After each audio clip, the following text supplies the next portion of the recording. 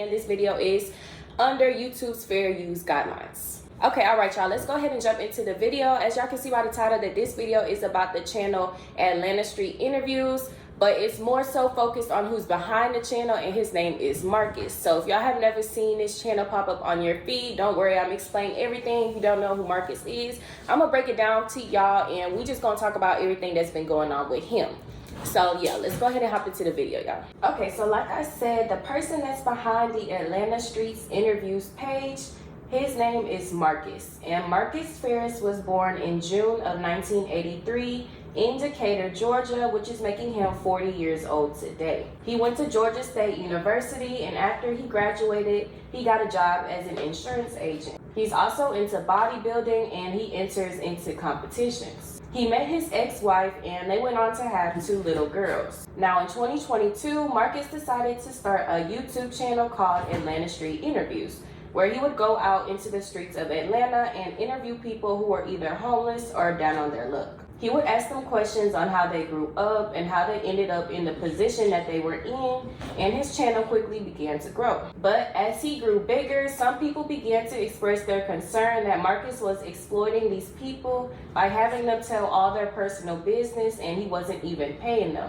The homeless population of Atlanta, specifically one man, began to expose Marcus for not paying them, and he started to follow Marcus around and record his face, which Marcus never used to show on his channel.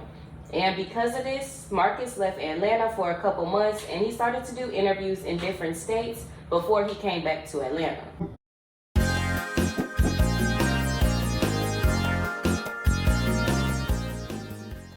Go pay that $10, $20. You need to update. The homeless people gonna get that ass. Go buy her some shoes. Go buy her some shoes. You go buy her a jacket or a coat. You go get her something to eat. Trying to fuck her. Don't ask her for safety. Big grown boy. You scared of me. When Marcus came back to Atlanta, he started to give the people that he interviewed $5 to tell their stories. But people were still not satisfied with this because his videos were pulling in a lot of views based off other people's stories, and they were not seeing any of that money. So he eventually bumped it up to $10 for an interview, and he currently gives them $20 for an interview. Besides this, Marcus is known to ask a lot of strange questions, especially about sexual assault and women's bodies.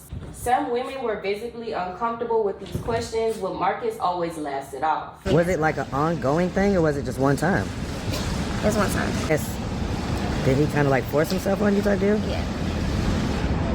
Basically. Okay. You say you didn't feel hurt. I'm gonna ask, were you still a virgin at that point, or was that, yeah. So that was your first penetration? I'm gonna ask another tough question, okay. And you know, forgive me because I ask these questions because I know that there are some people that have these questions, okay? Right. And it may come off as disgusting to some of the audience. I'm sorry if it does, but just I'm doing my best, okay? So I'm gonna ask, because it went on for so long, what were your thoughts with this? In other words, at any point did you kind of like enjoy it? There was a point with my stepdad where I started like blackmailing him. So you kind of turned it on him? Yeah. Okay, blackmailing him and to do what? To get me off punishment, to give me things I wanted. And what would you do for that? I'd let him touch me or put lotion on me. Things like that. Okay, so he never wanted to like penetrate you or anything like that? No. Okay. Specifically though, I'm talking about as far as Chris goes. Right, okay. Did you enjoy that with him? Yeah. You did? It got to a point where I did. Okay. Was it ever a point to where like you were the person that kind of wanted to do it? That's right. You're not, you know, well, I'm gonna ask.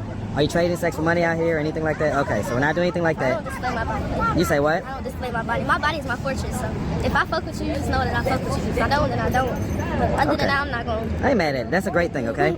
Really great thing. And so right now you're dealing with the guy, and how long you been dealing with him or whatever?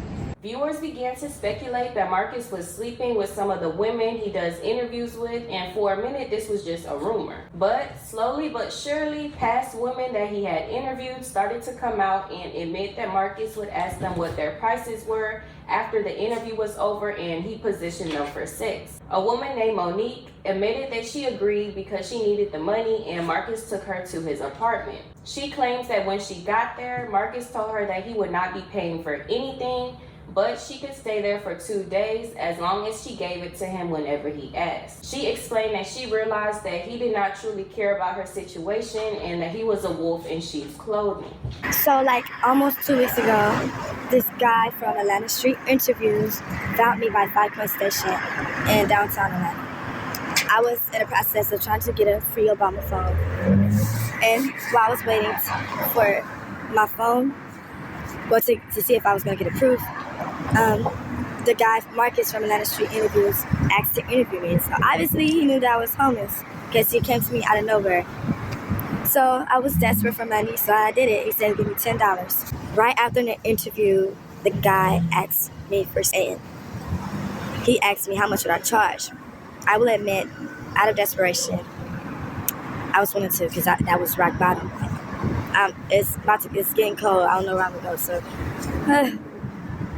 and I should have felt some type of way that, like, damn, this man really just offered me this after the interview. But that mean he really didn't care about what he said to me. Really, the interview was like, it's just something for him to profit off the less fortunate. But I was just so caught up in my situation, I didn't look at it that way. So I said, I want 150, and he told me, no, he's only gonna give me 100. And I said, once, like, just because I feel overpowered, it's just, I feel belittled, but I still accepted it. I was like, can I have 120? He said, 110. And a 10 from the interview was already there, so I'm just gonna give you 100.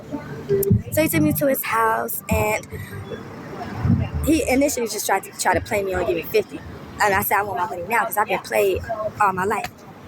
I'm like, what this man got all this money, and he only want to give me $50? Give me my fucking money. So he don't say, I should just take you back where I met you. I don't want to do it. We'll do it. I don't care about none of that. Like, they try to, but it's okay. So we had, and he, right after he put his clothes on, said, I gotta go back to work.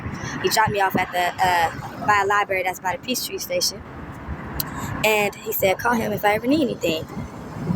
So something happened. I went through something. Like, I was locked out somewhere. Like, it was just too much.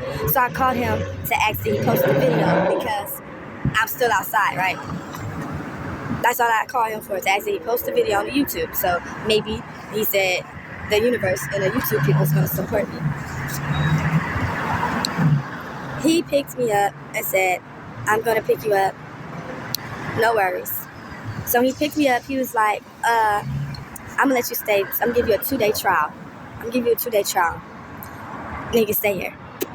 And he was like, I'm gonna keep it real. Unlike other niggas, I'm not gonna pay you. So whenever I want, that's your house guest too. But when I want sex, you're gonna have to have. I said, okay, because I didn't have nowhere to go. So I'm just letting that shit ride. Once he take me to this house, this is within 24 hours. He asked me first right after the interview. That was like about 2 or 3 p.m. that day. But the next day, it was about morning time, 10 or 11. So this was all within 24 hours. So he took me to his house, made me wash all my clothes, and he went as soon as I got in that bitch. And I'm like, oh my God, here's some more bullshit. Another wolf in sheep clothing. I said that in my head. I'm like, let me see if I can get through this. I don't know what I'd be thinking, but I just don't have a chance. But after I washed my clothes, he was talking to me. I was like kind of still telling my story because I thought he was really just genuine man. After I was telling like my feelings and talking about my problems, he was like, okay, so you ready? I'm like, are you really genuine about your interviews? He was like, he didn't say it in his exact words, but he said something like, he saved all the emotions for his day job. I said, damn. While I'm washing my clothes, he gives me an edible and smokes some weed with me. And the edible that he created was very, very potent. I got sleepy. And I took another one not knowing how strong it was. This is real true. So I took 2 edibles not knowing that it was like so strong. So when I told him I took another edible, he was like, oh, well, let me fuck you because you're going to be knocked out for the next 24 hours. I'm like, hold up, rewind. Why would you want to even me while I'm so high? Like, I already said I'm a fuck, but like, can you at least make me feel comfortable about this shit? He tried to fuck, and it didn't happen because I just didn't feel, I was like, nah. Can I at least sober up, then we gonna do it. This is all on the same day. Tell me why I woke up, my clothes was in a trash can. Not the trash can, the trash bag, like. And then he took my wallet, and he was like, you lied. You said it was gonna happen to me. And I said, you used my situation against me too. So he said, you're a liar. And he was like, I got mental health problems. I'm like, if I got mental health problems, why do you want to fuck me? Like, let me heal that. Why can't I just stay somewhere, get on my feet? He's like, oh, you're ruining my sleep because I got work and my bills need to be paid. So he kicked me out in the middle of the night. I swear to God. Marcus later came out to tell his side of the story, and he claimed that Monique was stealing from him, which caused him to not want to have sex with her. So the situation with Monique, that was a unique situation because the long and short of it, let me just say what happened, okay? Let me just say what happened. So Monique was outside as well, and she had, called me to come and rescue her from a situation. She felt like some guys was about to take advantage of her. So I came and got her, and I was like, well, listen, you're outside, this and that. Let me see, possibly if you can stay with me for a few days, and I'll help you to kind of get yourself together, and then you can get up out of there, right? Mm-hmm. Long story short, she had called me to come pick her up, so I was like, all right, well, look, you're outside. Let me see if I can help you out. The whole plan was I was going to basically get her hair done, her nails and her toes, allow her to go get a job, up at Hooters or wherever. She could start working, and then we was going to do an update, and I was going to show everybody, like, man, look at her now. Because she looked crazy at first, and then now look at her, right? So I'm trying to save this girl, right? Trying to help her out. And so long story short, we get into the apartment, and without saying too much, okay, you know that I have certain goodies here, Yana, right? Mm-hmm. That, some stuff, whatever, right? That you can eat and whatever. Yeah. She stole one. No, she stole one. You say it's something like when I went back to my room, I wasn't in there for more than about 3 or 4 minutes. I came out and everything was still sitting there the same way that it was. Okay, still sitting there the same way that it was. And so she was just sitting there. She's sitting there for a few hours, and then she starts talking crazy. And I'm like, "Is everything okay with you?" And she's just talking crazy. So I'm like, at this point, I'm like, "Oh shit, what did I do?" Like, she ain't gonna be able to stay here or whatever, right? And I asked her, so I'm like, what is going on with you? And she's like, oh, I took one of your edibles. And I'm like, why? Like, basically, you stole the edible. Like, you didn't ask me. You waited until I went into the room to do it. red flag. And so, right off the bat, you can't steal something from someone's house and think that they're gonna help you. Yeah. So yeah, I mean, so she says, I kicked her out and this, that, and the third. That's not the case. That's not the case. I was, I let her stay that night because it was dark outside and it was cold. She slept in my bed, which she slept in my bed. Where do I sleep when I have a situation like that, Yana? Oh, like on the sofa. You don't want to be in the bed? My sofa has melatonin in it, right? Yeah, so do. In other words, I catch some of the best naps on my sofa, okay? And so I let her sleep that off in my room, in my bed, and I laid down on the sofa. She woke up about 3 o'clock in the morning, flicked on the light, woke me up, she was hungry, right? So there was some Chinese food over to the side. So she went to eating that. And so I decided, let me go in the room and get a few hours of sleep. It's like 3 in the morning at this point, like 3:30 in the morning. So I'm like, okay, let me go get some sleep while she's out here eating and doing whatever. So no sooner than I laid down and closed my eyes, I start hearing my drawers opening and closing. No, you didn't. So I'm like, what the hell is going on? So I get up and I'm like, what are you doing? She says, I'm looking for the recreational stuff. Oh, wow. Okay? Wow. So I'm like, why didn't you just ask? And she's like, I just thought I could get it. And I'm like, okay. So I can't even go to sleep because this person has sticky fingers and entitlement issues. And so, we're just going to stay up for the next 3 hours. And, when it gets light outside, I'll bring you to wherever you want to go, pay for a couple hotel room nights or whatever you need. Okay. No, she is. And if you've ever looked at her, if you've ever seen her, she definitely has some issues. So she goes on this 15, 20-minute rant by herself. She's like staring into space, ranting kind of violently about how these things keep happening and she keeps getting kicked out and this, that, and the third, right? Not mentioning the fact that she's a thief. So, hey, listen, I'm scared as shit at this point because she's acting nut ass crazy. And I'm just like, okay, this was a very bad decision. Yeah. Very bad decision. Okay? So, she's ranting and finally she stops ranting and she says, well, I'm just going to leave. I'm just going to leave now. I don't have to wait till the morning time. I'm just going to leave now. She's shouting. She's yelling. And, you know, it's 3, 4 in the morning. So, you know, I got neighbors. You know, I live in a luxury apartment. So I'm embarrassed, right? So, and I don't want to seem like I'm kidnapping her neither, right? So I'm like, okay. I'm like, I don't think you should leave, but I ain't gonna hold you. You know what I'm saying? So she left out the door, went the wrong way, right? And she's still shouting. So my neighbors, I'm like, oh God. So I go out the door, I get on my, all right, that's the wrong way. Come this way. So I bring her, I walk her downstairs. Okay? And we get downstairs, open the door, and she walks out. And I let the door close. I let the door close. She's 38 hot. What are you doing? You da da da da da da. And she's shouting, and the security guard is like, she's like waking up the whole neighborhood. You know how it is, Yana. We sleep on the driveway part of those apartments. Oh, So, yeah. you know, the driveway part, if somebody's out there yelling, it'll wake everybody up. Yeah. She's going crazy, yelling, screaming, doing all this stuff. Finally, I think one of the security officers ended up like taking her somewhere or whatever. I don't know. But that was a bad decision. I tried to help that girl. I tried to, you know, help them, help her to kind of come up. But she was not in the right mentality, the right space to do that. And so, you know, that night, like she was talking about, she got kicked out because sex and all this stuff. Like, I didn't even want to have sex, or I didn't have sex once I realized that she was a thief. And she did that as soon as she came in. So sex wasn't even an option at that point. I was just plotting on how I could get her out my house.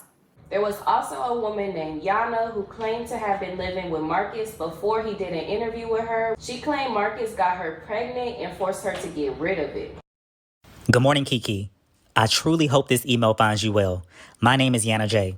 I wanted to reach out to you to see if you wanted to do a little interview. You were brought to my attention 1 month ago. You happened to be interviewing my then roommate I was staying with at the time, Marcus. I was in the bedroom laying down. However, I overheard your interview with him. Yes, I am interviewee number 23. At the time, I knew I wanted to find your page just in case I wanted to reach out to you. I stumbled across it today. I just wanted to reach out and kind of talk on how shady Marcus is sometimes. He really put me through a lot of experiences I don't wish on anyone to have to go through. He is a controlling, manipulative sex addict who will do anything to cover his own butt. When you interviewed him, it really hurt my feelings that he was hiding me away like I haven't been living with him since the day of my interview with him, sexual relationship and all. We even created a child together in October 2023. He forced me to get rid of my baby by manipulating me after a night I just didn't want to have sex with him. The next morning, he was talking about abortion. He doesn't care about anyone if he doesn't get his way. I've been involved in freak-offs with him and have even been forced to hear him ...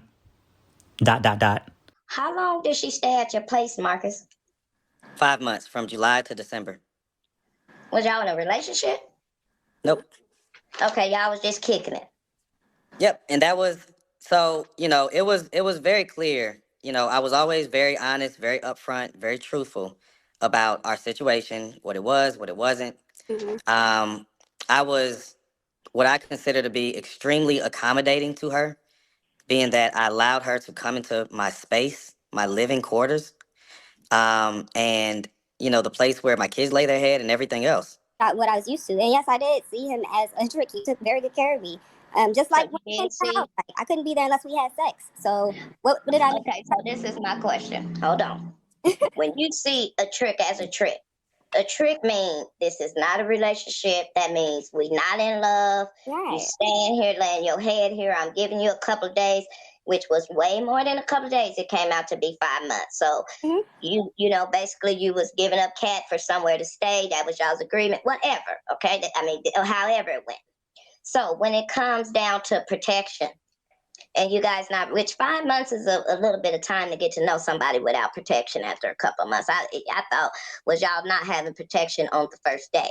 A lot of the questions is Marcus going around just sleeping with the homeless women with no protection? Well, first of all, Yana was not homeless and Sonny is not homeless. Second of all, it's up to Yana too. So let's talk about the protection and how we end up getting pregnant. What do you want to talk about? I mean, we didn't use protection, so. And y'all both. Shortly after this, Marcus interviewed a woman named Sunny who had lost both of her legs in a car accident. He was asking her the same uncomfortable questions, and many people joked that she would be his next target.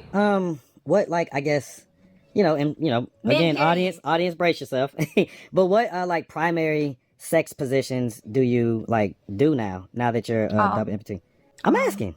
So Anything that you can do, I can do too. Basically. Okay. I mean, because I know some guys in their head already, they're like, man, basically with the legs being out the way, that's probably a fun time, right? Do guys tell you that, or? And sure enough, Marcus posted a video of him taking Sunny on a date, and he even took her on a vacation. At first, Sunny did defend Marcus, and she was saying how she needed to get to know him for herself, and she just wasn't going to go off other people's opinions. But clearly, Marcus wasn't all for her how she was for him, because he continued to see other women, and Sunny would come online clearly upset by this and calling out another female that Marcus interviewed and linked with, a woman named Indy. Tagging me in this girl goddamn comments. Oh, Sunny coming for her in 5, 4, 3, 2, 1. First of all, Shorty 29. Shorty ain't on my level. I could never stoop that. I'll give y'all my commentary on Shorty if y'all really want. I'll give you my commentary on Shorty and Marcus. Marcus gonna do anything for fucking views. Anything, as long he don't give a damn. He don't give up what it is. If he knows it's gonna grab y'all attention, and he gonna do it. And he's not gonna be apologetic about it. That's just, y'all keep tagging me and comparing me and trying to talk about I think Marcus should deal with West Indy and this. I think they should deal with each other too. Now, Indy recently came out admitting that she did sleep with Marcus and claimed that he even gave her something. Yeah, you guys. Me and Marcus did have. I ended up getting BV. So, yeah. So I'm getting BV, but everything else came back great. So, I don't got nothing else, but that just popped up, so. Shortly after India came out with this news, Sunny claimed that Marcus R-worded her and that she was taking him to court. I am paralyzed. I can't do nothing, nigga.